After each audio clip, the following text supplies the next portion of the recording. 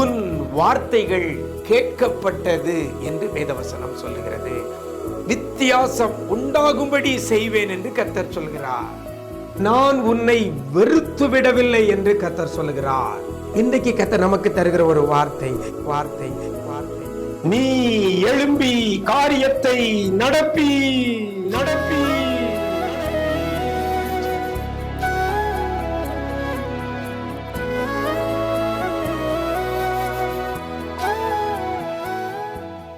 கிறிஸ்துவில் பிரியமானவர்களே, ஆண்டவரும் இரட்சகருமாகிய இயேசு கிறிஸ்துவின் ஈடு இணையற்ற நாமத்தில் உங்களுக்கு அன்பின் வாழ்த்துக்களை தெரிவிக்கிறேன். நல்லா இருக்கிறீங்களா? எல்லாரும் ஆண்டவர் கிருபையில சூப்பரா இருப்பீங்கன்னு கர்த்தருக்குள் நம்புகிறேன். நிஜம் தொலைக்காட்சியின் இந்த விசேஷித்த வார்த்தை என்ற நிகழ்ச்சி மூலமாக ஒவ்வொரு நாளும் ஒரு வேத வசனத்தை உங்களோடு கூட பகிர்ந்து கொள்வதில் மிக்க மகிழ்ச்சி அடைகிறேன். இந்த நாளிலும் கூட 1 நாளாகமம் 22ஆம் அதிகாரம் 16ஆம் வசனத்துல கடைசியில இவ்வாறாக சொல்லப்படுகிறது, நீ எழும்பி காரியத்தை நடப்பி அப்படின்னு கர்த்தர் சொல்லுகிறார். நீ எழும்பி காரியத்தை நடப்பி. ஆக்சுவலா சாலமோனுக்கு அவன் தகப்பனாகிய தாவீது சொன்ன ஒரு காரியம், நீ எழும்பி காரியத்தை நடப்பி, கர்த்தர் உன்னோடு இருப்பாராக. இந்த வேதவசனம் இன்னைக்கு உங்களுக்கு நேராக கடந்து வருகிறது. எனக்கு அருமையான தேவஜனமே, இன்றைக்கு நீங்கள் செய்ய வேண்டிய காரியம் நிறைய இருக்கிறது.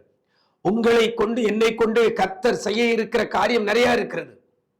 உங்களுடைய தனிப்பட்ட வாழ்க்கையிலும் சரி, குடும்ப வாழ்க்கையிலும் சரி, ஊழிய பாதையிலும் சரி, நீங்க செய்ய வேண்டிய காரியம் ஏராளம். கர்த்தர் உங்களை என்னையும் வைத்து செய்வதற்கு திட்டமிட்டு இருக்கிற காரியங்கள் ஏராளம். ஆனா அந்த காரியத்தை கர்த்தர் செய்யணும்னா நாம அதை நடப்பிக்கணும். நாம தான் அதை நடப்பிக்கணும். செயல்படுத்துறது நம்முடைய வேலை. அதனால தான் தாவீது தன் மகனாகிய சாலமோனுக்கு சொல்லும் போது சொல்லுகிறார். அந்த வசனத்தில் ஆரம்பத்தில் சொல்லப்படுது, பொன்னுக்கும் வெள்ளிக்கும் வெண்கலத்துக்கும் இருப்புக்கும் கணக்கில்லை. தேவனுடைய ஆலயத்தை கட்டுவதற்கு பொன்னு வெள்ளி அது இருக்குது, அது கணக்கில்லாம இருக்கிறது. ஆனா அதை கட்டணும்னா காரியத்தை நடப்பித்தாதான் அதை கட்ட முடியும். அதனால தான் வசனம் சொல்கிறது, நீ எழும்பி காரியத்தை நடப்பி. எனக்கு அருமையான தேவஜனமே, இன்றைக்கு எதையுமே செய்யாதபடி ஒதுங்கி போயிருக்கிற தேவ பிள்ளையே, சோர்ந்து போய் இருக்கிற தேவ பிள்ளையே, இன்னைக்கு கர்த்தர் உங்களை சொல்லுகிற முதல்ல எழும்பு, எழும்பு. சோர்ந்து போய் கிடக்கிற தேவ பிள்ளையை நீங்க எழும்புங்க.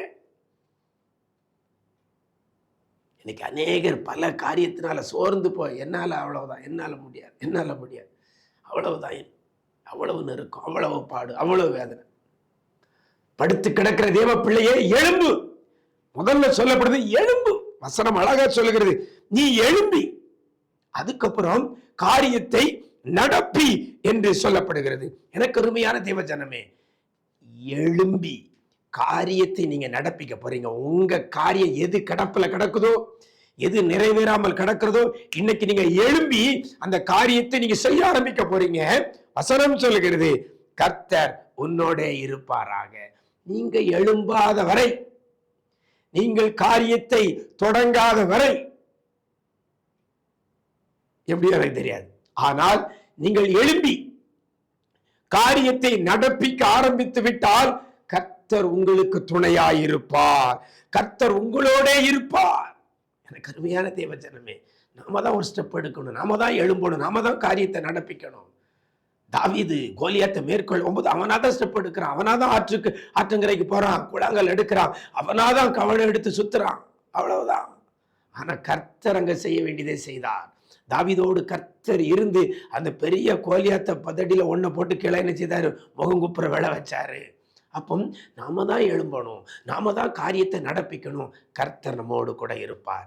எந்த காரியத்தை குறித்து நீங்க கலங்கி இருந்தது போதும், இன்னைக்கு எழும்புங்க, காரியத்தை நடப்பியுங்கள். தேவ பலத்தோடு கர்த்தர் உங்களோடு இருப்பார். நாம் ஜெபிப்போமா? எங்களை நேசிக்கிற நல்ல தகப்பனே, இந்த ஆசீர்வதிக்கப்பட்ட நல்ல நாளிலையும் கூட ஆண்டவரே, எழும்பி காரியத்தை நடப்பி கர்த்தர் உன்னோடு இருப்பார் என்ற வார்த்தையை கொண்டு இந்த தொலைக்காட்சி நேயர்கள் ஒவ்வொருவருக்கும் நீங்க கொடுத்திருக்கிற இந்த வார்த்தைக்காக உமக்கு நன்றி செலுத்துகிறோம். எதையும் செய்யாதபடி சோர்ந்து போய் முடங்கி கொண்டு ஆண்டவரே இருக்கிற பிள்ளைகளும் கரத்துல கொடுக்கிறோம். ஆண்டவரே எல்லாம் செய்வதற்கு ஆயத்தமாக இருக்கிறது, ஆனாலும் செயல்படுத்த முடியாதபடி இருக்கிற நிலைமைகள் ஏராளம் அப்பா. குடும்ப காரியத்துல, ஊழிய பாதையில, ஆவிக்குரிய காரியத்துல எழும்பாதபடி இருக்கிற பிள்ளைகளை, முடங்கி இருக்கிற பிள்ளைகளை இந்த நாள் இந்த வார்த்தையை கொண்டு பிள்ளைகளை நீங்க எழும்ப செய்கிறதற்காக நன்றி செலுத்துகிறோம். எழும்பி காரியத்தை நடப்பிக்கிறதற்கு நீர் ஆண்டவரே வார்த்தையை கொடுத்ததற்காக நன்றி சொல்லுகிறோம் அப்பா. தகப்பனே, பிள்ளைகளோடு கூட நீங்க இருக்கிறீங்க. கர்த்தர் உன்னோடு இருப்பாராக என்ற வார்த்தையின்படி யார் யார் இன்றைக்கு தூசியை உதறிவிட்டு எழும்பி காரியத்தை நடப்பிக்க ஆண்டவரே ஆரம்பிக்கிறாங்களோ அத்தனை பிள்ளைகளோடு கூட கர்த்தர் இருந்து பெரிய காரியங்களை செய்வீராக. எல்லா முடக்கங்கள் மாறட்டும். தடைப்பட்ட நிலுவையில் இருக்கிற எல்லா காரியங்களும் இயேசுவின் நாமத்தில் மாறுவதாக நீங்க செய்ய போறதற்காக நன்றி சொல்லுகிறோம் அப்பா. இந்த நாள் முழுதும் உடைய பிரசன்னத்தில் மூடிக்கொள்ளுங்க. பிள்ளைகள் எழும்பி செய்கிற எல்லா காரியத்திலையும் கர்த்தர் கரம் பிள்ளைகளை தாங்கி வழி நடத்தட்டும். மீட்பர் இயேசுவின் மூலம் ஜெபிக்கிறோம் நல்ல பிதாவே, ஆமென், ஆமென். பிரியமானவர்களே, சோர்ந்து இருந்தது போதும், எழும்பி காரியத்தை நடப்பீங்கள். கர்த்தர் உங்களோடு இருப்பார். God bless you.